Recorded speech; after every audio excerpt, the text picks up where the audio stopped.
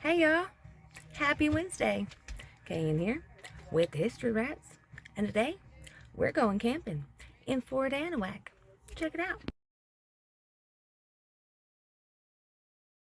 Hey guys, Kayan here with the History Rats, and we're in here in Goodrich at the in-laws house. We've been doing Motors, Music, and Mayhem all weekend. It is Tuesday. We have put 1,000 miles on our truck in the last week just helping out with this thing. So I've been really busy. Heading back to the boat, getting ready to make waves. This was kind of like our last hurrah before we see if we can't make it out of the Gulf this time. Woohoo! Keep your fingers crossed. We'll keep you posted. And getting ready to head back to the boat. And Johnny says, hey, you want to go camping at Lake Miller Road? Or Lake Charlotte Road. So I just got a camping permit for 2 days in Anahuac. That's just how we roll in the Rat Pack. Let's go camping. Just got through camping in Livingston at Motors, Music, Mayhem, so let's go camping again. Hoorah! Alright, here we go. Going on an adventure. History Rat adventure with the boat dog. Guys, Kayan here with the History Rats, and today we're camping. Now we got temporary rat nest here at beautiful Fort Anahuac. We actually visited this place like a year ago. We're gonna go check out the statuary. This place actually has some history to it, so stay tuned. Check it out. Check it out now, y'all. The view from my front porch. Looking out. Yeah, that van lifer over there. Dude, he got the setup going on. I don't know. Yeah. Well, I mean, his rig is set up pretty nice. Are you gonna walk over and talk to him? Can look at it? I might, yeah. Huh? I might, yeah. Nomadic lifestyle, right there. Everybody lives different, but if van life people meet sail life people, we could be the life people. Like Nahoa did. Yeah. I'm sorry. I cannot stop thinking of Jeremy. She's all wearing glasses. Susanna? She likes her You wanna wear 'em? glasses. No. You sure? We got Jeremy I'll let glasses. you wear them, and I'll wear those for a while. I'm a bald man. We're not bald. Do we look bald? We're not bald. But they are. Oh my god.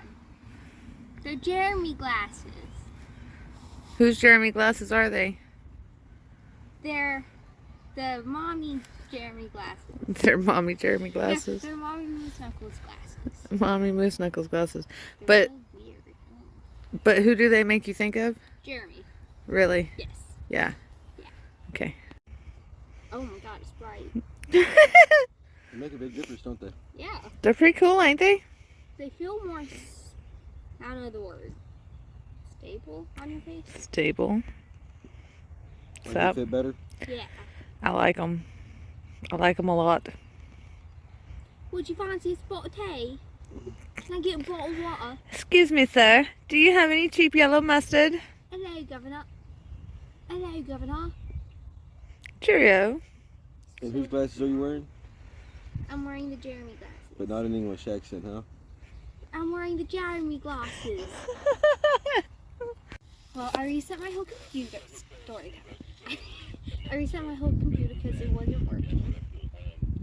And now I don't have my account. I can't log into it. So Your account on what? Damn. everything. On YouTube. So you're not subscribed to your Please don't mother's say hello to the YouTube little channel. dog. Nope. And What are you gonna do if your mother helps you get back into your YouTube 25,000? account? subscribe. Uh-huh. And like a couple videos. What should other people do? Subscribe. and like a couple videos. Like a couple videos? That's great. Yeah. How can you find us? Search up history rats. It's not Are- that Where are you gonna Our, haul it out at? our YouTube channel handle is at History Rats. Where are you gonna have them, Okay. have them do the work? You at? didn't know there was such a thing? Big Red and Dr. Pepper. Cheerio.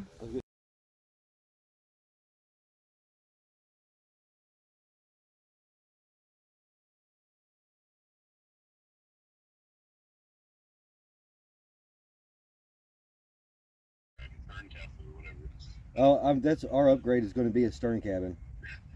You got the queen, but this has the queen bunk in the back. Yeah, yours does. Your boat does. It's we got the right side. Yeah, it's got a. I was about to say. It's, Hey guys, Kentuckian here with History Rats, and today we're checking out the place of the first stand here at Fort Anahuac Park. What's up? What have you learned about Bradburn? Can you tell me anything about these two fine gentlemen up here? Do you know who they are? Not yet. I was halfway through reading it. I didn't even get to the second thing. I have a feeling one of those is Sam Houston.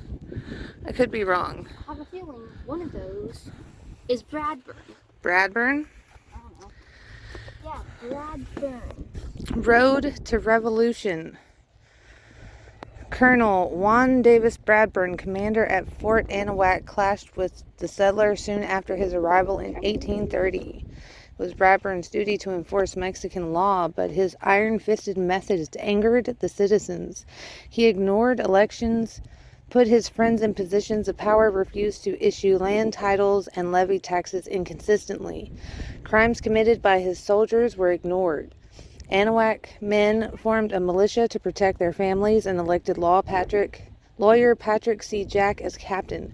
His partner, William B. Travis, later filed claims against Bradburn for the return of several runaway slaves.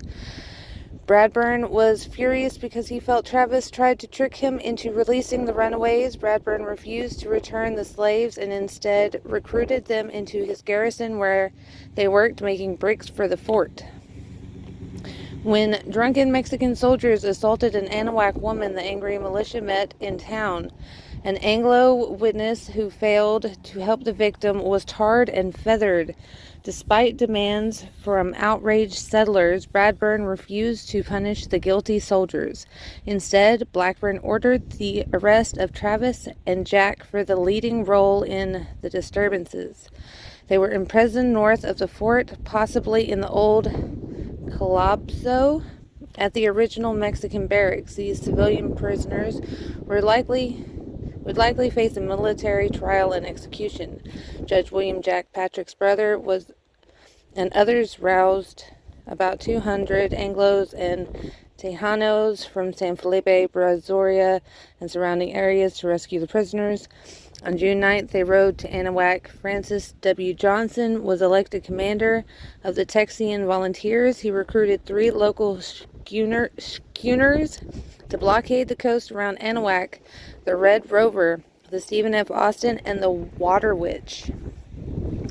Fearing a jailbreak, Bradburn marched Travis and Jack to a reinforced brick kiln at the fort and ordered them staked to the ground. For additional security, 2 cannons were placed at the kiln entrance. Despite the armed guards, Travis shouted loudly to the approaching Texians, ordering the men to fire away even if it meant his death.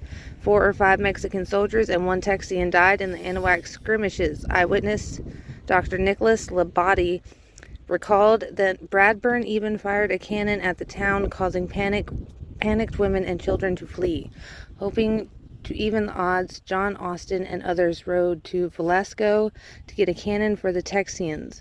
Meanwhile, Bradburn sent a message to Nacogdoches asking Colonel Jose de la Piedras to help him crush the rebels. But when Colonel Piedras arrived from Nacogdoches, he ordered all prisoners to be freed. Bradburn was relieved of his command and Fort Anahuac was left abandoned. Travis and Jack had been imprisoned for over 50 days. On June 13th, 1832, the Texians wrote the Turtle Bayou Resolutions at the ranch of J.T. White. The document was a pledge of loyalty to Mexico, but it condemned the tyranny of Bradburn.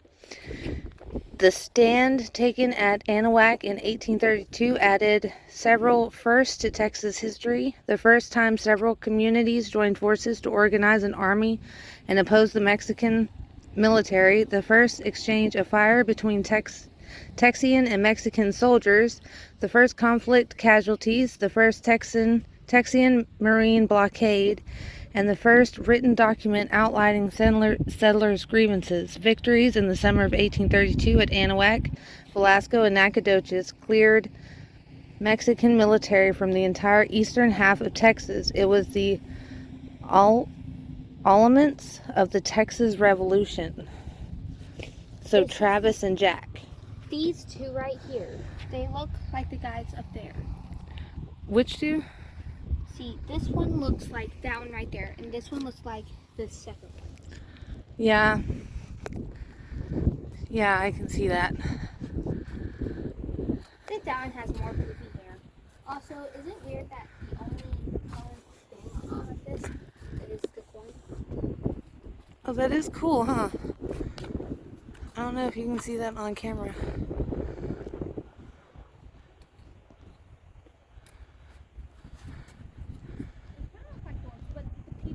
This person made this. Huh? Okay, you want to read this one? No. Ah. I want to walk around in circles. Okay, you walk around in circles. Road to Revolution, 1835. Travis fires on Fort Anahuac. In January 1835, Santa Anna ordered that Fort Anahuac be reoccupied by a small Mexican garrison of 40 to 50 foot soldiers and cavalry under Captain Antonio Tenorio. Tensions flared, and on June 10th, a citizen of Anahuac, John Smith, was shot during an altercation with the soldados. Colonists DeWitt C. Harris and Andrew Briscoe were jailed at the fort after a customs dispute. Briscoe and others insisted the taxes were levied unfairly. When word reached the San Felipe, angry colonists met at Harrisburg, determined to free the prisoners and take the fort. William B. Travis was elected captain, and on June 27th, he and 25 armed men sailed from Lynch's Ferry across Galveston Bay to Anahuac on the sloop Ohio. It was outfitted with a 6-pound cannon mounted on sawmill truck wheels. About half a mile from shore, however, the vessel became stuck on a sandbar. Travis ordered a cannon shot to announce their arrival and belligerent intentions. Travis and his men rowed to shore and demanded the Mexican garrison surrender. On seeing the determined volunteers approach, the Mexican soldiers retreated into the woods, and Travis found the fort deserted. The next morning, June 30th, Tenorio surrendered. He and his soldiers left for Bexar. The eastern half of Texas was once again free of Mexican military. On March 6, 1836, Lieutenant Colonel William B. Travis made his final and most famous stand at the Alamo, where he and about 200 Texians of many races and backgrounds fought and died to make Texas free. But it was here at Anahuac that Travis assumed his first command and led his first attack on a Mexican stronghold. It was here at Anahuac that Texians took their first stand on the road to revolution. It is him. See? The long coat, the baggy pants. Travis. Yeah, it is him. That is him right there. It is. With the hat on. No, this one. With the coin? Yeah, see? The baggy pants, the long coat, the buttons, the long Well, hair. Athena, that's just the style. And this right here, he doesn't have that. And the shoes, see the pants. His boots are like that. His are like that. See? Look at the feet. Okay, but Athena, that's just how people looked. Still. I mean, that's and the see, style. the beard, the hair thing right here, like this. The chopsticks? The chops. Yeah, they both have that. You can't see it in the camera, but they both have it. That one has it differently though. Actually, maybe. I think it's this one. I think this one's Travis. I could be wrong, but I mean, let's look at this one. I just touched his sword. Oh my god, I just touched his sword. Did you? Why is his sword thin? Hallelujah. Hallelujah. It's like you're being threatened. This one's got a scroll And a gold coin. and a gold coin. A scroll and a gold coin. And the other one Has the little. has a sword. He also has that right there. And he appears to be wearing riding boots. What? He also has that. Right That is his sword case. there. I know what it is. Okay. But I mean, he's also got a belt. Does he have a belt? First stand, Anahuac. Okay, so you're right. It is the other one. Because he has a belt and a sword. Yeah. Well, I'm sure at that time most people had a belt and a sword. He doesn't. Yeah, I see that. But, I mean, we don't Why know. do you keep doing this? Do you want to see a really cool trick? Yes, I do. 3, 2, 1.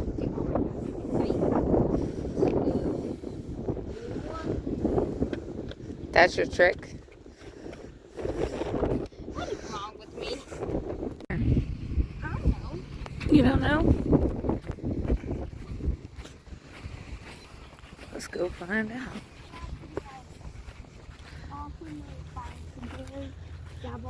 2020. This was made in 2020.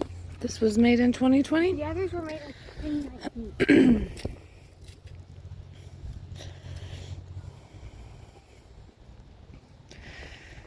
General Santa Anna's army of thousands poured over the wall of the Alamo on March 6, 1836. After a bloody 90-minute battle, the lives of almost 200 Texian defenders of many races and backgrounds had been sacrificed for Texas freedom.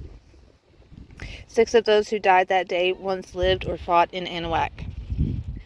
3 brothers, Edward, 1812 to 1836, James, 1814 to 1836, and George Taylor, 1816 to 1836, lived at Round Point, just south of Fort Anahuac, and worked in the cotton fields of Theodore Dorset. Dorset's daughter, Amanda Dorset Skull, recalled years later that she and all the neighbors gathered to wave goodbye as they rode off to join the Texas Army. Anahuac was the only town to lose 3 brothers at the Alamo. DeBasio Jimez, to 1836, was a Tejano whose sacrifice at the Alamo was unknown until 1986. Testimony stated that he fought under Travis at Anahuac and attached his fortune to that of the celebrated Colonel Travis and entered with him at the Alamo, where he fell victim to his devotion to his country. Colonel Juan Seguin stated in court in 1861 that Jimenez was massacred in the butchery of the Alamo. John Flanders, 1800 to 1836, moved to Texas around 1830 and was one of the immortal 32 who rode valiantly from Gomez to the Alamo 5 days before it fell. His will list one house and lot in Anahuac. His land grant was supported by an oath from his friend Joseph Dunman, 1874 to 1859, the courier who carried Travis's famous letter into Liberty in Anahuac on March 1st, 1836. Lieutenant Colonel William Barrett Buck Travis, 1809 to 1836, arrived in Texas early 1831 and set up his law office in Anahuac with partner Patrick Jack. They were central figures in the events there which precipitated the Texas Revolution. His victory or death letters composed at the Alamo are considered some of the most poetic and patriotic ever written.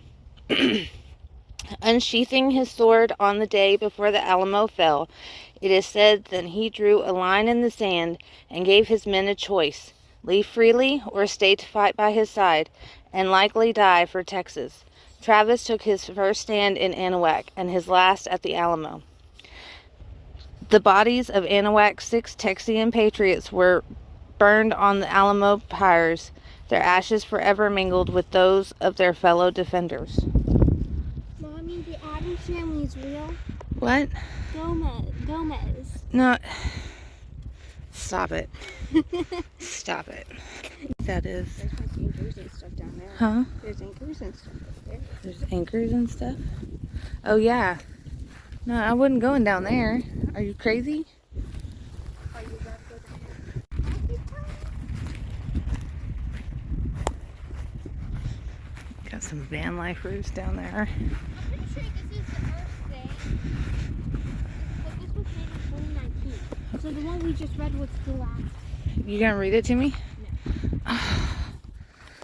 Freaking kids. The Mexican fort at Anahuac in early 1832. Colonel Bradburn brought with him a cardboard motel to use as a guide for building Fort Anahuac in 1830 to 1831. The model has never surfaced, and attempts to gather additional information from Mexican officials have failed. Historians must therefore rely on eyewitness accounts, including Bradburn's notes and careful evaluation of archaeological surveys to help recreate the historic fort that once stood at this site. Bradburn's notes refer to a moat and drawbridge, but no evidence of these has yet been found. Early descriptions also include reference to an escape tunnel.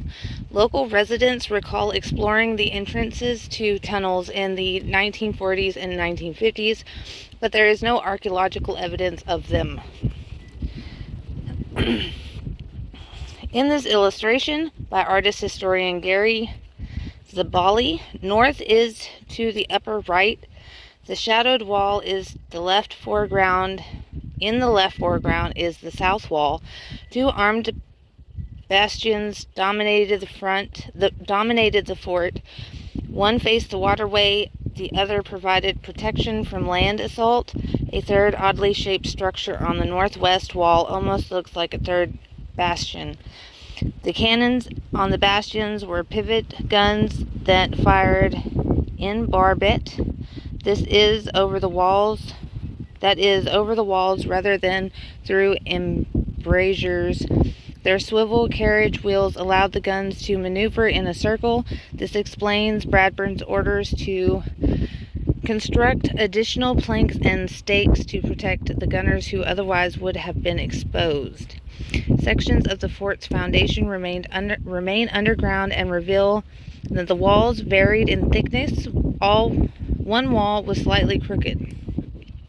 Archaeological evidence does show interior sections of bricked walls on the north and west side of the fort. One of these small buildings would likely have been Bradburn's office, and the other possibly a hospital to isolate sick soldiers.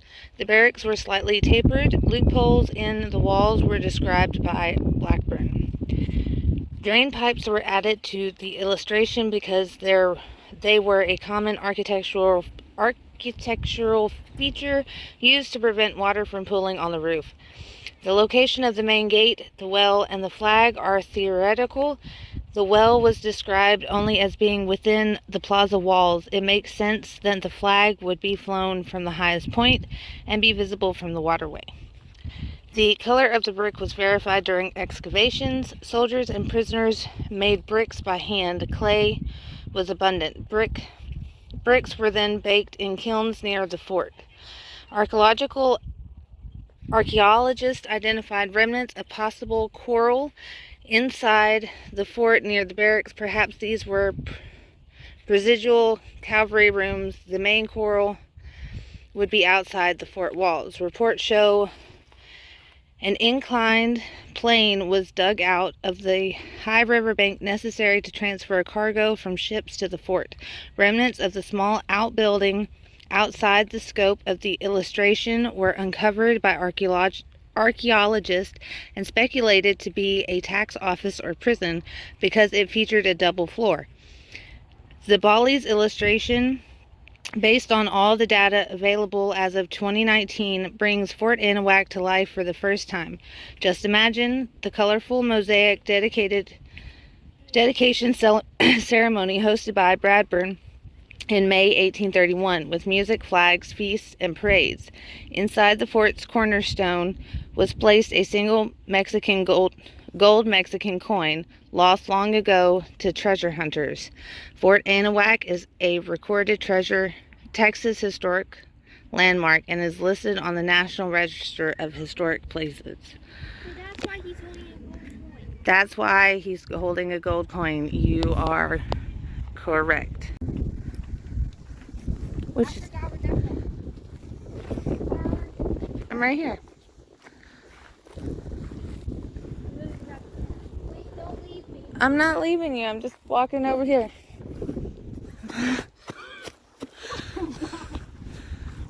On this site. Okay. On this site, first known as Perry's Point, a fort established in 1830 by General Manuel Mier y Terran for the purpose of halting Anglo-American colonization, was named Anahuac, the Aztec name of Mexico City, then the capital of Texas. The imprisonment here of settlers in Austin's colony brought the first open rebellion to Mexican rule in 1832. Erected by the state of Texas, 1936. 1936.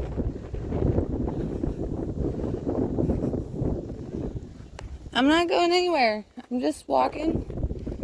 Look at these trees. Can you imagine what these trees have seen?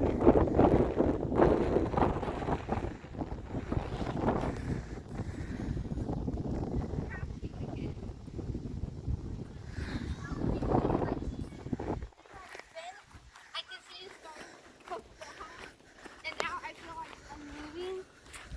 You're coming closer. I am coming closer. Every time I turn around, that bumps. Okay, stop before you fall and bust your head open. All this right across from our tent. See the orange tent? That's us. I'm crying. We got this big old... Look at the playground. We can go check out the playground later when the kids go home. You know, they could be like in the camper. They could be. My dad was running by sprinting and I fall off the cliff. That's how I die. That's how you would die in a horror movie? Yes. That's... No. Oh, look, it's got more tech campers. Why'd you change the subject? Why is it from point to point? I don't know what you're talking about. Huh? Look at this cool tree we're camping under. Why are you changing the subject? Huh? Because the subject needs to be changed, huh? Why does your phone say it's recording, huh? Now you can show your camera on my face. Sup? About to do a head review at Fort Anahuac. Guys, we are halfway through our Texas Tea Party, but we're running low on time. So we're going to call it a day and come back next week for part 2, camping with William B. Travis. Make sure you hit that like and subscribe button if you haven't already. Check us out on Facebook, Instagram, TikTok, Buy Me a Coffee, and Patreon. Oh, and Linktree. We now have a Linktree. The links to all of those will be down in the description below. So check it out, and we'll see you next week.